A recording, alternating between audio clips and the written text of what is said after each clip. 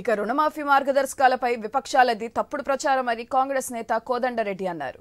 రైతుల సంక్షేమం విషయంలో తాము గిరిగీసుకుని లేమని చెప్పారు. రేషన్ కార్డు తప్పనిసరి అనేది కుటుంబ వివరాల కోసమేనని ఆయన తెలిపారు.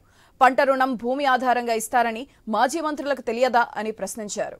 ధరణి వల్ల 20 లక్షల కుటుంబాలకు రైతు బంధు రాలేదని విమర్శించారు. అసలు రుణమాఫీపై తమను ప్రశ్నించే అర్హత విపక్షాలకు లేదని కోదండరెడ్డి చెప్పారు. కేటీఆర్ గాని కేసీఆర్ గాని గుర్తు చేస్తున్నా, అరే మీరున్నారు కదా మంత్రివర్గంలో. ఆ రోజు 2004లో మాతో పొత్తు పెట్టుకున్నప్పుడు 26 మంది గెలిచి మీరు మంత్రివర్గంలో ఉన్నారు కదా, మీకు లేదా?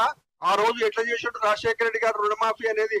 ఆ మాత్రం మీరు చూడకుండా మా జాతీయ పార్టీని మీరు తప్పుపట్టడం ఇది నిజంగా మీ అవివేకానికి నిదర్శనం. వ్యవసాయానికి నిర్దేశించిన శాతం ప్రకారంగా అన్ని బ్యాంకులు కూడా రుణాలు ఇస్తాయి. ఇవ్వడానికి పట్టాదారు పాస్ పుస్తకం, పహాణి, ఆధార్ కార్డు ఇవన్నీ కాకుండా ప్రభుత్వం ఇచ్చేటప్పుడు ప్రతి పైసా ప్రజల పైసా కాబట్టి జాగ్రత్తగా రుణ విముక్తులు చేయాలి. కాబట్టి ప్రామాణికంగా తీసుకునేటప్పుడు ఒక కుటుంబాన్ని తీసుకోవాలి అని అంటే ఆధారం ఏంది? రేషన్ కార్డే.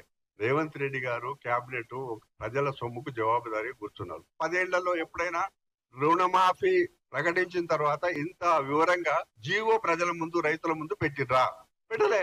చరిత్ర సృష్టించింది జాతీయ కాంగ్రెస్ పార్టీ రుణమాఫీ చేయడం అనేది. ఇది అందరూ పాఠాలు నేర్చుకొని ఇప్పుడు దాన్ని ఓట్ల కొరకు వాడుకున్నారు.